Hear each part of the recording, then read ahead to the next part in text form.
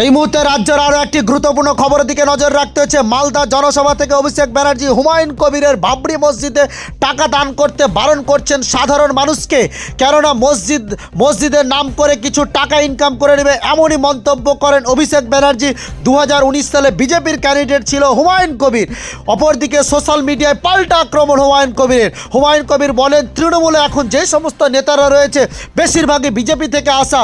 বাবুল সুপ্রিয়, জয়প্রকাশ মজুমদার, রাজীব ব্যানার্জি নামধারী নেতা, তারা তো বিজেপির ক্যান্ডিডেট ছিল, তারা তো দাঙ্গা করেছিল।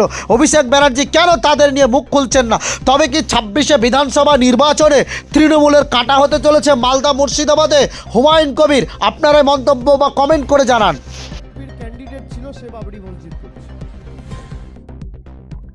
2019 সালে বিজেপিতে যোগদান করে বিজেপির ক্যান্ডিডেট হয়েছে। সে বাবরি মসজিদ করে ধর্মের নামে বিভাজন করে কিছু টাকা তুলে নিচ্ছে মধ্যখান থেকে মানুষকে বোঝাবার।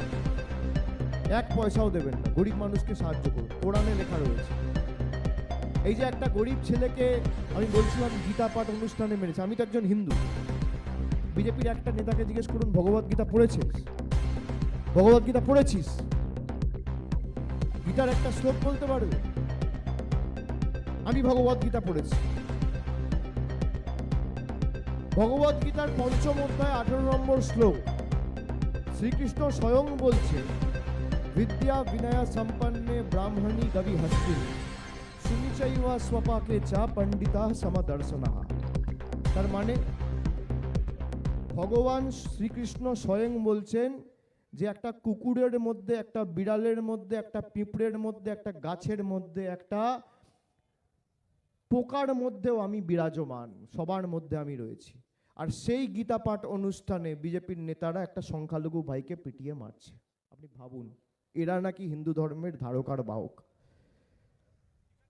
ইসলাম কোনোদিন শিখিয়েছে একে মারো, তাকে মারো, ওকে অন্য ধর্মে আঘাত করো, ধর্মের নামে এখানে বিভাজন করো, সেখানে বিভাজন করো?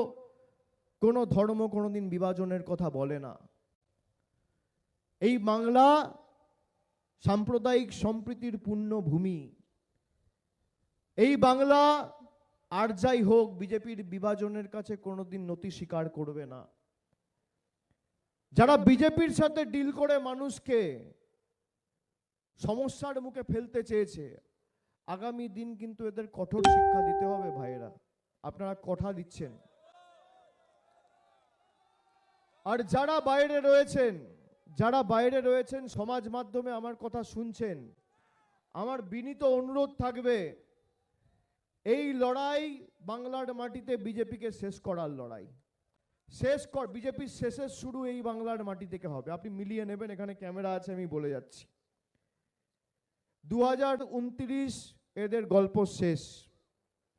এতদিন সহ্য করেছেন আর 3 বছর, কিন্তু মানুষকে ঐক্যবদ্ধ থাকতে হবে, এক থাকতে হবে।